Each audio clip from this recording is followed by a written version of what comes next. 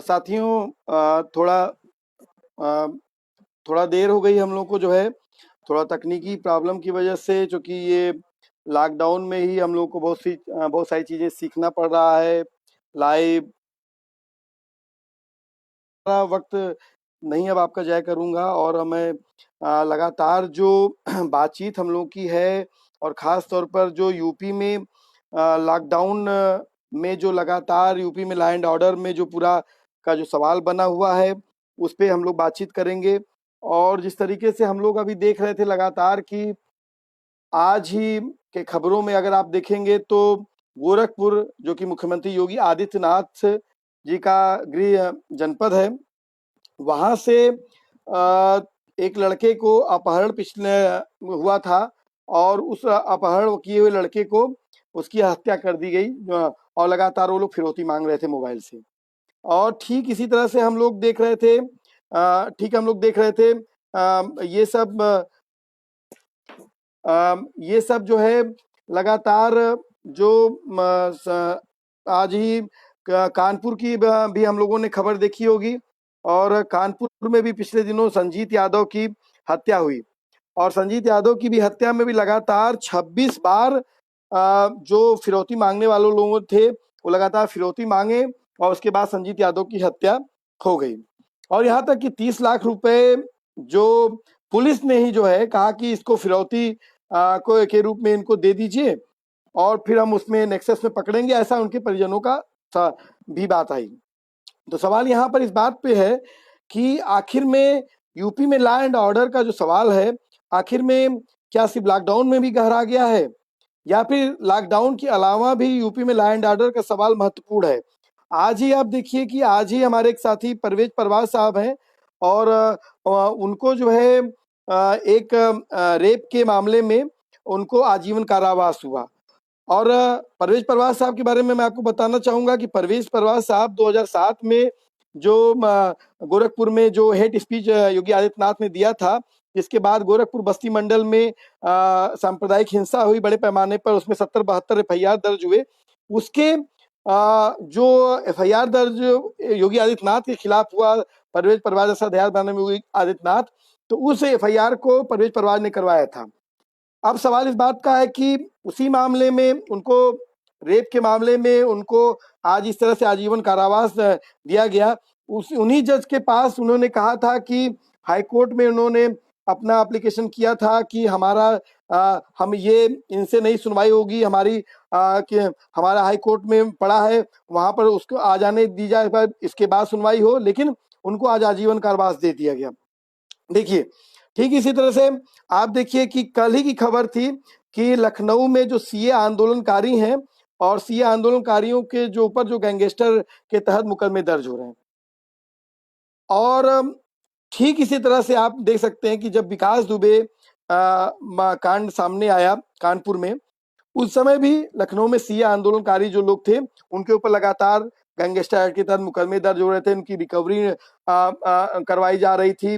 लगातार Yogi Adityanath high court के आदेश के बावजूद सुप्रीम कोर्ट तक मामला गया, उसके बावजूद हाई कोर्ट ने कहा कि आप होर्डिंग हटा दीजिए, लेकिन उन्होंने होर्डिंग नहीं हटाई। तो सवाल इस बात का है कि आखिर में लॉ एंड ऑर्डर की बात हम किससे कर रहे हैं, किसके राज में कर रहे हैं, क्यों कर रहे हैं? ये वही योगी आदित्यनाथ हैं जिन्होंने इस बात को 2007 में बोला था कि एक हत्या हो गई थी जनवरी 2007 में। उस समय तो उसमें उन्होंने बोला था कि वो जो है एफआईआर दर्ज नहीं करवाएंगे, जो मुहर्रम के ताजिए उनके साथ होली खेलेंगे और खून की होली खेलेंगे, इस तरह से तमाम चीजें हो रही थी। इनके ऊपर खुद दर्जनों एफआईआर दर्ज हैं। आज उत्तर प्रदेश में आप देखिए कि जो इनकाउंटर के नाम पर जो सरकार बनती है, ये सरकार सरकार बनने के बाद ये कहते हैं कि हम स्लॉटर को बंद कर देंगे, ये कहते हैं कि हम एंटी रेमो स्क्वाड बनाएंगे, ये कहते हैं कि हम मॉब लिंचिंग इनके राज में शुरू हो जाती है, ये कहते हैं अपराधी प्रदेश छोड़ के चले जाए। एक तो सबसे बड़ा मामला है कि इन्हीं के संगी सुम से लेकर सुरेश रावत लेकर योगी आदित्यनाथ तक तमाम लोगों के ऊपर बड़े बड़े मुकदमे दर्ज हैं। तो अपराधी कौन है, कौन तय करेगा अपराधी, कब तय करेगा अपराधी? ये वो लोग तय करेंगे जिनके ऊपर खुद ही संगीन मुकदमे हैं, जो लोग अपने मुकदमे को भी वापस लेने की कोशिश कर रहे थे। और लगातार उत्तर प्रदेश में लगातार आज विकास दुबे पे जो बहस चल रही है कि जिस तरीके से सबने देखा इसमें कि विकास दुबे के मामले में, मैं विकास दुबे के पूरे मामले को 82 में जो गोंडा में जो एक केपी सिंह का इनकाउंटर में उनकी हत्या हुई थी और पुलिस वाले ने किया था, उससे भी मैं कई बार जोड़ करके मैं कहता हूँ उसको देखना चाहिए, क्योंकि वहां पर जो जो वहां पर सीओ मिश्रा जी थे और जो यशो तिवारी और चौबे जिनके ऊपर आरोप है, ठीक वही इंसिडेंट है जिस तरह से 82 में यशपाल सिंह एसपी थे और केपी सिंह उसमें सीओ थे और सम सरोज वो समय वहां पर दरोगा थे। केपी सिंह की हत्या सरोज ने की। इस मामले में सीबीआई कोर्ट ने उनको सजा भी सुनाई है। क्या ये मामला कानपुर का नहीं हो सकता? क्यों?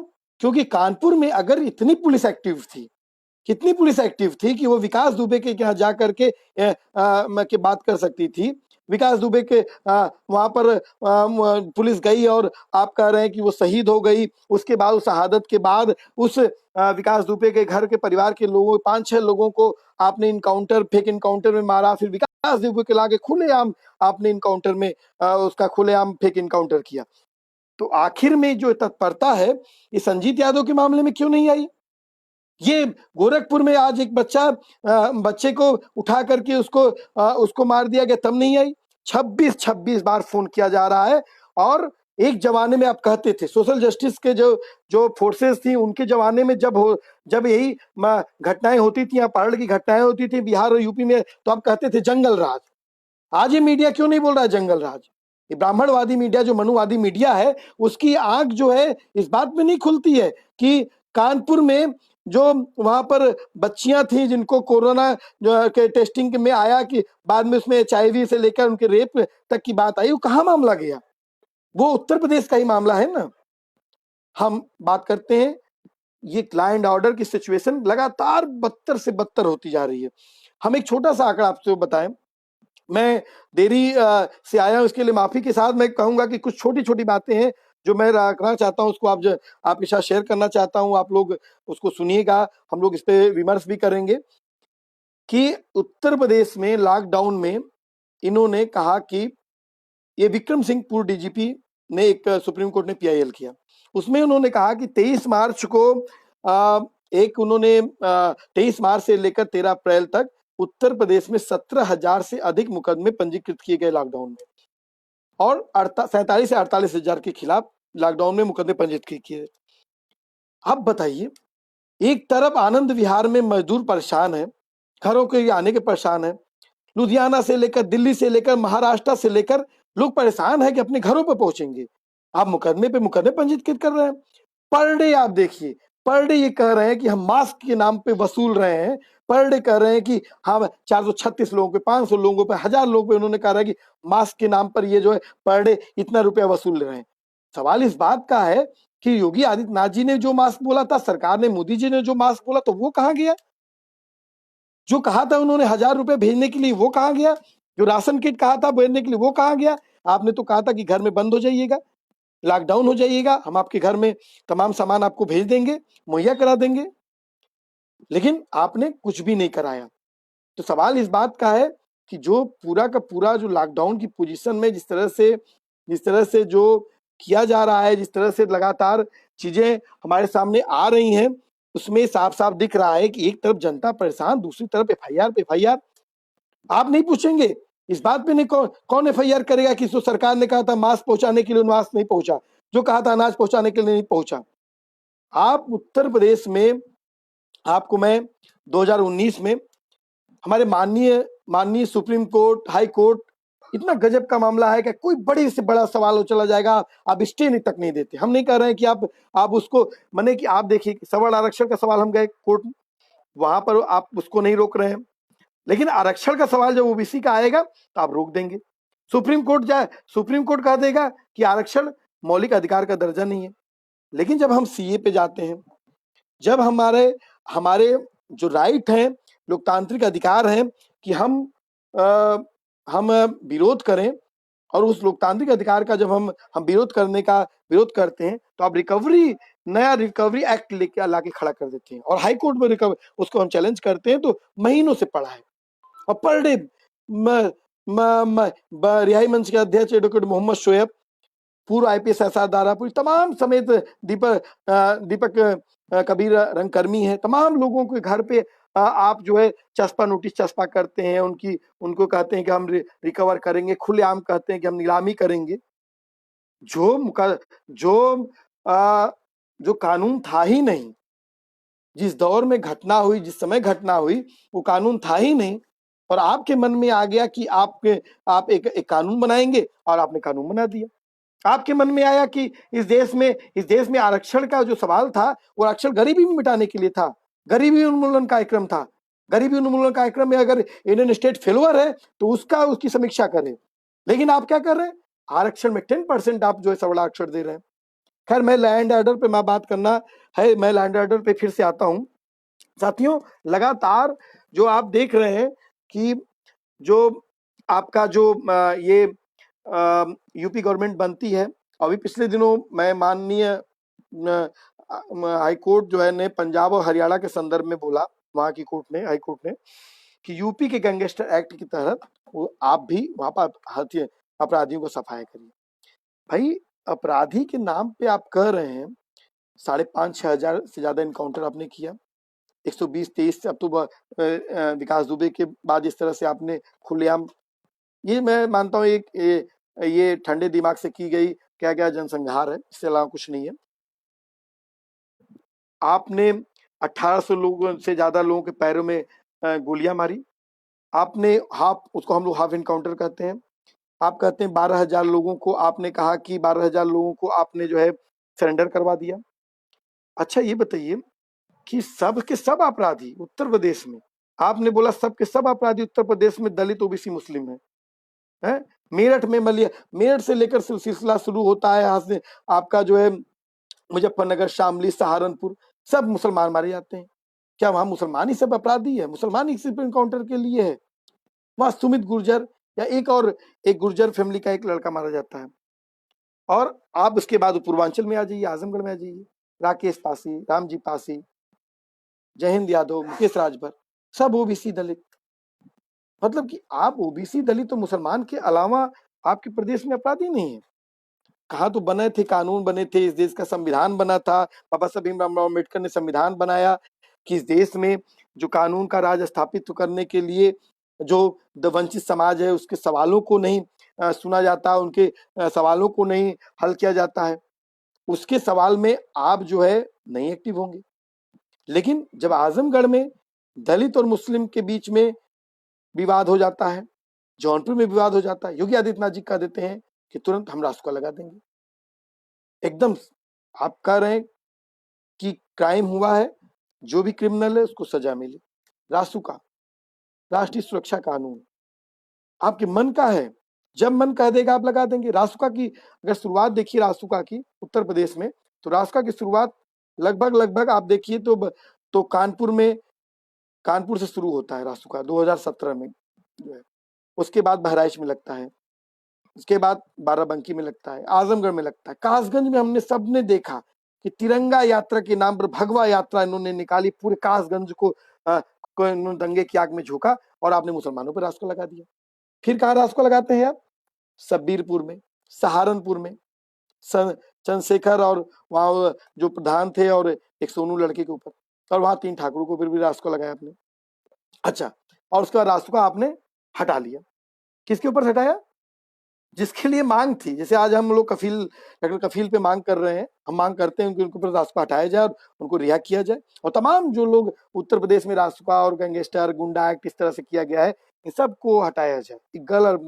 ये एक कानून का दुरुपयोग कर रहे हैं। आप जब बेल दे रही है कोर्ट, आप माननीय कोर्ट बेल दे रही है, आप राष्ट्रीय सुरक्षा कानून के तहत आप चले जाकर के उसको रासुका में नियुक्त करा दे रहे हैं, तो आपने रासुका लगाई। मतलब कि दलित और मुसलमान कि सिर्फ उत्तर प्रदेश में राष्ट्रीय सुरक्षा के लिए खतरा है, इनकाउंटर में मारे जाएगा दलित, ओबीसी, मुस्लिम। आपने 2019 में चुनाव से पहले आपने कहा कि तकरीबन इन्होंने कहा कि 16,000 गैंगस्टर और 19,000 गुंडा एक्ट, और जो मैंने अभी आंकड़ा बताया इनकाउंटर का तमाम 57,000 के तकरीबन था। उसके बाद सीए विरोधी आंदोलन के नाम पे इन्होंने पूरा का पूरा लगातार जो दमन किया, उसमें सैकड़ों लोगों के ऊपर जो कार्रवाइयां किया, अरेस्ट किया हजारों लोगों को, उन लोगों को एफआईआर दर्ज किया, वो होगा। फिर आप लॉकडाउन में आ गए।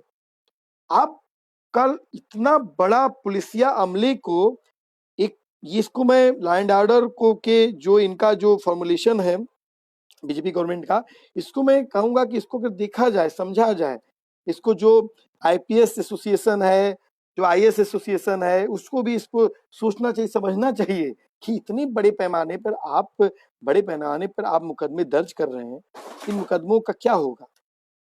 सिर्फ इसलिए कि डराने धमकाने के लिए नहीं, कितना आप प्रेशर क्रिएट कर रहे हैं। दूसरा मैं बताऊं कि लॉकडाउन में आ जाइए। लॉकडाउन में कितना टाइम था?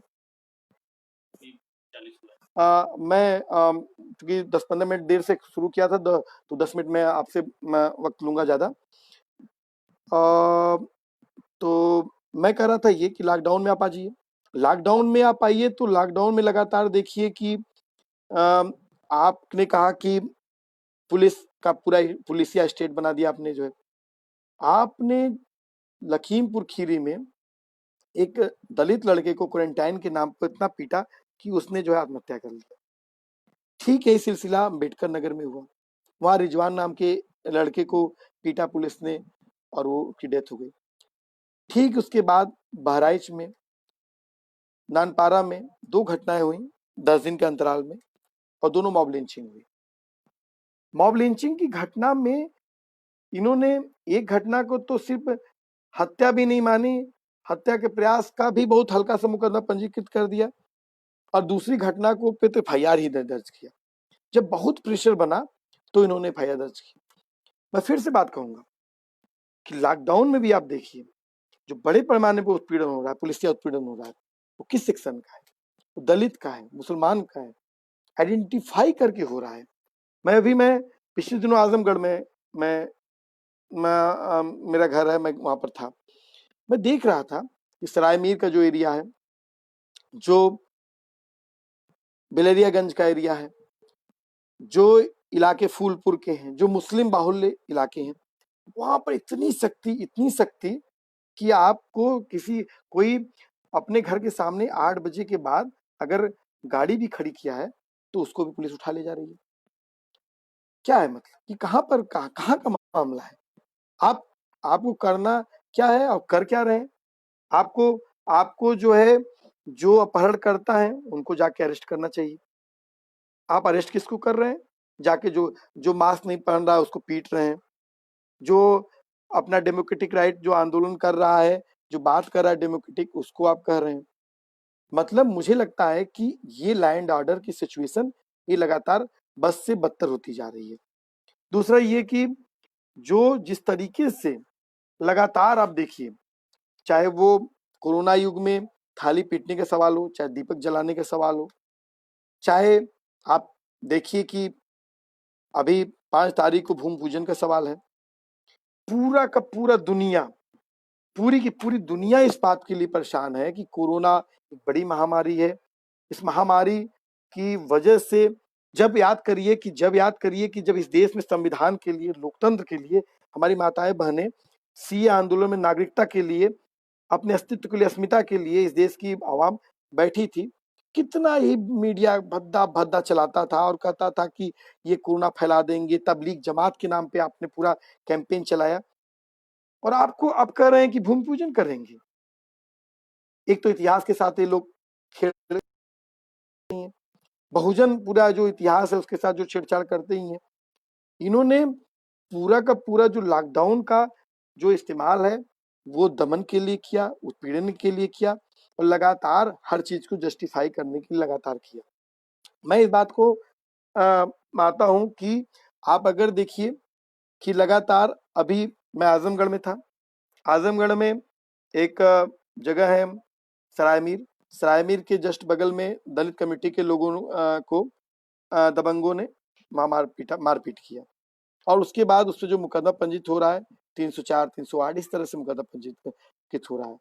मतलब कि जो मामला है जहां पर एक महिला जिनको मारा जाता है, पीटा जाता है, और उनको अगर 65 साल की महिला थी, उनको जिस तरह से मारा पीटा गया था, वो उनकी मृत्यु हो सकती थी या फिर कल की कुछ दिनों बाद ये हो सकता है।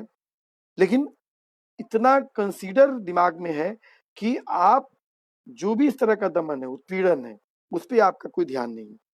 आपका ध्यान किस पे है? मास्क नहीं लगाए। दूसरा बात है कि लगातार आप देख ही रहे हैं कि लगातार आप पूरी को इस मैं देख रहा हूं लगातार कि हर चौराहे, हर चट्टी पे आप देखिए ये पुलिसिया स्टेट है।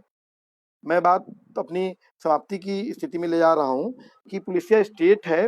इसमें आप लिखिए लगातार कि सड़क पर रात में आप खड़े हुए कहीं देखिए तो AK-47 लेके पुलिस खड़ी है। भाई मान लीजिए कि वो मास्क नहीं लगाया है, मान लीजिए कि वो लॉकडाउन को तोड़ रहा है, तो AK-47 का क्या मामला है? क्यों? क्योंकि ये सरकार, इस सरकार को ये जानती है कि जिस तरह से बड़ा पलायन हुआ है, मजदूरों का बड़ा पलायन हुआ है। और मैं बता रहा हूं कि अभी पिछले दिनों चाहे वो 1000 रुपए का सवाल देने का सवाल हो, चाहे वो प्रधानमंत्री ने अभी बिहार चुनाव को देखते हुए जो इन्होंने कहा कि रोजगार देने के सवाल हो, तमाम सवालों पे स्थितियां हैं कि किसी भी स्थिति में कहीं पर भी इम्प्लीमेंटेशन की नाम पे कुछ नहीं। और ये इसलिए ये कर रहे हैं, ये पूरा पुलिसिया तांडव, पुलिस पूरा घेरे पर है कि कहीं मजदूर अपने सवाल को उठाए ना। पिछले दिनों इलाहाबाद में हमारे ट्रेड यूनियन के साथियों ने लगातार, उत्तराखंड में भी हमारे साथियों ने, तमाम जगहों पे जो मजदूर आंदोलन के साथियों ने इस बात को सवाल उठाया। अब बताइए उनके ऊपर भी मुकदमा दर्ज कर रहे हैं। अच्छा, मजदूर अपनी बात उठाए वो गलत है। आप भूमि पूजन कर रहे हैं, मैं पेपर में पढ़ रहा था 300 लोग आ रहे हैं, ऐसे आ रहे हैं, वैसे आ रहे हैं, उसमें आप उसको आप वहां पर आपको जस्टिफाई कर रहे हैं, वहां पर आप उसको कह रहे हैं कि ये बहुत बड़ा कार्य हो रहा है। इस देश को, इस प्रदेश को, लोगों को वेंटिलेटर की जरूरत है। अभी 2 दिन पहले, 3 दिन पहले यहाँ पर लखनऊ में, राजधानी में एक लड़के की एक लड़के की लाश लगातार पड़ी रह गई एम्बुलेंस में, उसको डॉक्टर नहीं मिल पाया और उसको पोस्टमार्टम नहीं हो पाया। डॉक्टर छोड़ी, इलाज छोड़िए, उसके पोस्टमार्टम तक बहुत 8 घंटे तक लाश पड़ी रही। इस देश को, इस देश के लोगों को माने कि कोरोना युग जैसे युग ने इस बात को बताया, कि इस दुनिया को बताया कि लेबर, नेचर, एग्रीकल्चर, शिक्षा, स्वास्थ्य की जो सवाल है, कहाँ गया पूरा का पूरा मामला? आप उसकी बात पे कोई बात नहीं कर रहे हैं। आप ला दिए नया सवाल, पूरा के नया सवाल की अभी अब भूमि पूजन होगा और पूरा उसमें अब दीपक जलाएंगे लोग। आपने एक तो थाली भिजवा लिया, एक तो आपने फिर दीपक जलवा लिया, फिर आप राम के नाम पे दीपक जला लेंगे। और आज मैं सुबह पढ़ रहा था कि एक रिपोर्ट पढ़ रहा था, कितना गौरवान्वित करते हुए कर रहा था कि कल्याण सिंह जब मुख्यमंत्री थे तो उन्होंने हलफनामा दे दिया और 8 या 11 अधिकारियों को बचा लिया। और नहीं तो उनको भी जब नोटिस हुआ था कि उन्होंने कहा था कि हम बाबरी मस्जिद को हम ठीक ठाक उसको, उसकी सुरक्षा की हमारी पूरी जिम्मेदारी है। उसका ऐसा क्या हुआ कि कैसे उसको विध्वंस हुआ? तो उसके लिए गौरवान्वित भाव में कल्याण सिंह को लेकर मीडिया रिपोर्ट कर रही है। तो इस मीडिया से हम बहुत अपेक्षा नहीं कर रहे हैं। जो तमाम पीपुल्स बीट और तमाम इस तरह के जो मीडिया प्लेटफॉर्म है, सोशल मीडिया प्लेटफॉर्म है, उससे हम ये पूरी अपेक्षा है। और खास तौर पर मैं अगर अपनी बात को कंक्लूड करूं तो उत्तर प्रदेश में खास तौर पर जब हम लॉ एंड ऑर्डर का सवाल की बात करते हैं तो उत्तर प्रदेश में लगातार गैंगस्टर, गुंडा एक्ट, रासुका के नाम पर जो हो रहा है लगातार। अभी पिछले दिनों यहाँ पर लखनऊ में एक रिक्शा चालक कलीम है, उनको CA NRC मूवमेंट के नाम पर उनको लगातार उनको गिरफ्तार कर लिया गया। इसके अलावा कई दुकानों को यहाँ पर 3 दुकानों को सीज किया गया। उसके अलावा लगातार पूरे प्रदेश में जगह-जगह पर आप देखिए कि मऊ में 22 लोगों पे इन्होंने गैंगस्टर लगाया है। क्योंकि राष्ट्रीय मीडिया में बहुत सारी चीज़ें नहीं आ पाती हैं। दिल्ली के में जो गिरफ्तारियाँ हो रही हैं, तमाम चीज़ें हैं, हम उनके एकदम साथ हैं और उनके सवालों की जमहूरियत का जब भी सवाल उठेगा, कॉन्स्टिट्यूशन का जब भी सवाल उठेगा, हम सब लोग एक साथ खड़े होंगे। साथ में ही जो उत्तर प्रदेश के छोटे-छोटे जिले हैं, एक 22 लोग गैंगस्टर के तहत आपके मऊ में उनको निरुद्ध किया गया। वो क्यों किया गया? जामिया में जब हमारे छात्रों पे, हमारे भाइयों पे, हमारे बहनों पे, जब एएमयू में हमारे छात्रों, हमारे भाइयों बहनों पे जब इन्होंने पुलिसिया अत्याचार किया, वहां पर कुछ लोग आके प्रोटेस्ट कर दिए। उस प्रोटेस्ट के नाम पे आप गैंगस्टर लगा रहे हैं जो है। इन्होंने कानपुर में ठीक इसी तरह से जो है इन्होंने गैंगस्टर लगाए 11 लोगों को। इसी तरह से ये जगह जगह लगातार लोगों को उठा रहे हैं, गैंगस्टर लगा रहे हैं और इनकी पूरी कोशिश है कि जो ऐसे आंदोलन के लोग हैं उनको किस तरह से इनको जेलों में बंद कर दिया जाए, बुक कर दिया जाए। लेकिन एक बात है, सवाल है कि इस देश में लगातार सबने देखा कि इस देश में की आवाम हर समय अंग्रेजों के खिलाफ लड़ी और उसने लड़ करके इस देश में कॉन्स्टिट्यूशन पाया। हम किसी भी कीमत पर जो ये पूरा ये मैं कह रहा हूँ, साफ कह रहा हूँ, ये जो लॉ एंड ऑर्डर का सवाल नहीं है, ये ब्राह्मणवाद और मनुवाद का सवाल है। अगर ब्राह्मण सिर्फ और सिर्फ क्योंकि ये लॉ एंड ऑर्डर में तो इन्होंने पूरा लॉ एंड ऑर्डर को यूपी में लॉकडाउन कर दिया है। ये लॉकडाउन कोरोना का ना लॉकडाउन नहीं है, लॉ एंड ऑर्डर का लॉकडाउन है। ये पूरा का पूरा देख सकते हैं आप, आंकड़ों में देख सकते हैं, जातियों में देख सकते हैं कि वनली वन ये जो वंचित समाज है उसके उसको पे उसका सरकार का निशाना है। लॉकडाउन में भी जो मारा जाएगा वो रिजवान मारा जाएगा, कोई दलित लड़का क्वारंटाइन में उसको मार दिया, उसको आत्महत्या पे मजबूर कर दिया जाएगा, किसी रासुका के नाम पर कोई निरुद्ध किया जाएगा तो वो मुसलमान को निरुद्ध किया जाएगा, दलित को निरुद्ध किया जाएगा। सबसे बड़ी बात की जब उत्तर प्रदेश में कासगंज जैसी बड़ी घटना हुई थी, आप लोग देखिएगा, हमारे मुख्यमंत्री योगी आदित्यनाथ उन्होंने बोला कि उन्होंने बोला था उत्तर प्रदेश में कोई दंगा ही नहीं। अच्छा, दंगा नहीं हुआ तो आपने बाराबंकी में क्यों रास्को लगा दिया, कानपुर लगा दिया, बहराइच लगा दिया? अब दंगा नहीं हुआ तो कैसे लगा दिया? और सबसे बड़ी बात देखिए कि पूरा अभी जो इनके इंस्पेक्टर सुमित बुलंदशहर, हमको नहीं भूलना चाहिए, इंस्पेक्टर सुमित वहां पर इज्तिमा हो रहा था। उस दौरान जो हिंदू यानी बजरंग दल और भाजयुमो के लोगों ने जिस तरह से वहां पर उनको दौड़ा दौड़ा कर उनकी हत्या किया, उनको निकालने के बाद उनको फूलमालाओं से स्वागत हुआ, उनको मूर्तियां लगाई जा रही हैं, मंदिर बनाया जा रहा है और उसको उसी आदमी को आप केंद्र सरकार अपने जो कोई जन कल्याण क्या मंत्री है, मंत्रालय है इनका, उसमें भी पद दे रही है। आपको शर्म भी नहीं आ रही है। और सबसे बड़ा सवाल इस बात का भी मुझे लग रहा है कि उसमें तत्कालीन डीजीपी संभवतः ओपी सिंह थे जो है, लगातार लोग पूछ रहे थे, लगातार पूछ रहे थे, इस बात को लोग पूछ रहे थे कि आखिर में सुमित सिंह की हत्या में कौन लोग हैं, लेकिन भाजयुमो, बजरंग दल, हिंदू यानी का नाम नहीं लिया। माना कि ये गुलाम मोहम्मद साहब एक थे। 2017 में गुलाम मोहम्मद साहब मई में या जून में, मुझे याद आ रहा है कि उनकी बुलंदशहर में थे, उनके गांव में जो है हिंदू मुस्लिम लड़के लड़की में प्रेम संबंध को लेकर एक वहां पर विवाद हुआ और पूरे हिंदू या वाहिनी के लोग पूरे गांव पे चढ़ गए, पूरे मुसलमान गांव छोड़ के चले गए। गुलाम मोहम्मद साहब नहीं गए, उनको लगा कि मैं बूढ़ा हूँ, बुजुर्ग हूँ, मुझे नहीं जाना चाहिए, मैंने क्या किया, किसी का क्या बिगाड़ा, क्यों गुलाम मोहम्मद साहब क्यों क्या नहीं गए। लेकिन गुलाम मोहम्मद साहब को हिंदू यावानी के लोगों ने मारा, नामजद एफआईआर हिंदू यावानी के लोगों के खिलाफ है और उसी बुलंदशहर में इंस्पेक्टर सुबोध कुमार सिंह की हत्या हुई। माना कि अखलाक गुलाम मोहम्मद इस तरह से नाम के लिए, मॉब लिंचिंग के लिए, तो इस सरकार, तो लोग कहते हैं ना कि मोदी आएगा ठीक कर देगा, ये कर देगा, वो कर देगा, है तो माना, लेकिन अपने इंस्पेक्टर सुबोध कुमार सिंह के लिए लोग नहीं खड़े हो पाए। वो उनकी पत्नी, उनके बेटा, उनके पिता, उनकी जो आंसू आप समझ सकते हैं। ये लोग हिंदू मुसलमान के नाम पे पूरा जो विभाजन किए हैं, लॉ एंड ऑर्डर के नाम पे किए हैं।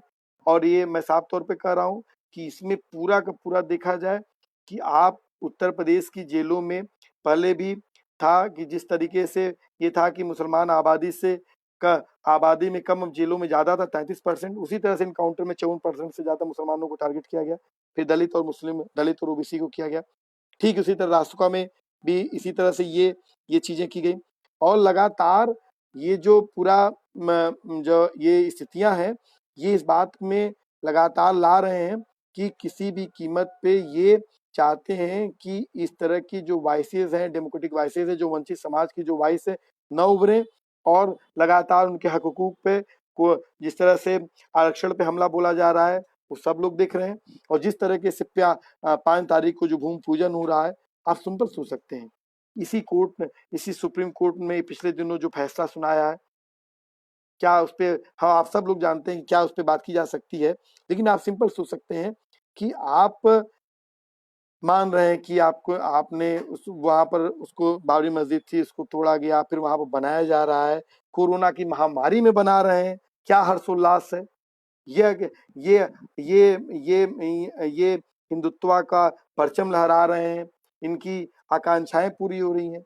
और लैंड ऑर्डर के नाम पर क्या हो रहा है, हमारे छोटे छोटे बच्चों को उठा करके जगह जगह पर मारा जा रहा है। फोन कॉल करके अपराधी बोल रहा है कि 20 लाख चाहिए, 3 करोड़ चाहिए, 30 लाख चाहिए, 2 करोड़ चाहिए, और पुलिस नहीं पकड़ रही। मैं साफ कर रहा हूँ कि ये ऐसा नहीं है कि बिना ये स्टेट की या जो पुलिस मशीनरी है इसकी साठ गांठ के अलावा के बगैर हो सकता है, ऐसा नहीं हो सकता है। अभी मुझे कल मैं एक रिपोर्ट पढ़ रहा था, एक सुजीत भाई है गोरखपुर के, उन्होंने व्हाट्सएप पे भेजा था, और उसमें कहीं पर कानपुर का ही एक कानपुर देहात की घटना थी, एक अपहरण की, उसमें संभवतः भाजपा के एक नेता की भी मामला था। तो उसका भी नाम की बात थी। तो मुझे लगता है कि हमको इस देश में जो तमाम वंचित समाज है, हमारे महिलाएं हैं, बच्चे भी सुरक्षित नहीं है, लैंड ऑर्डर के नाम पे जो पूरा खेल खेला जा रहा है, इस पे हमको लगातार आवाज उठानी चाहिए। और मैं पीपुल्स बीट का मैं धन्यवाद दूंगा कि उन्होंने आपके बीच में मुझे बात रखने का वक्त दिया, और मैं अपनी बात को रखा। और मैं आप सभी से मैं माफी भी चाहूंगा कि मैं तकनीकी कारणों से उतना मैं दक्ष नहीं हूँ, उतना मैं इसको नहीं चला, इतना फ्रेंडली नहीं हूँ। तो मैं आपसे देरी में बातचीत कर पाया और आपका वक्त लिया, इसके लिए शुक्रिया, धन्यवाद।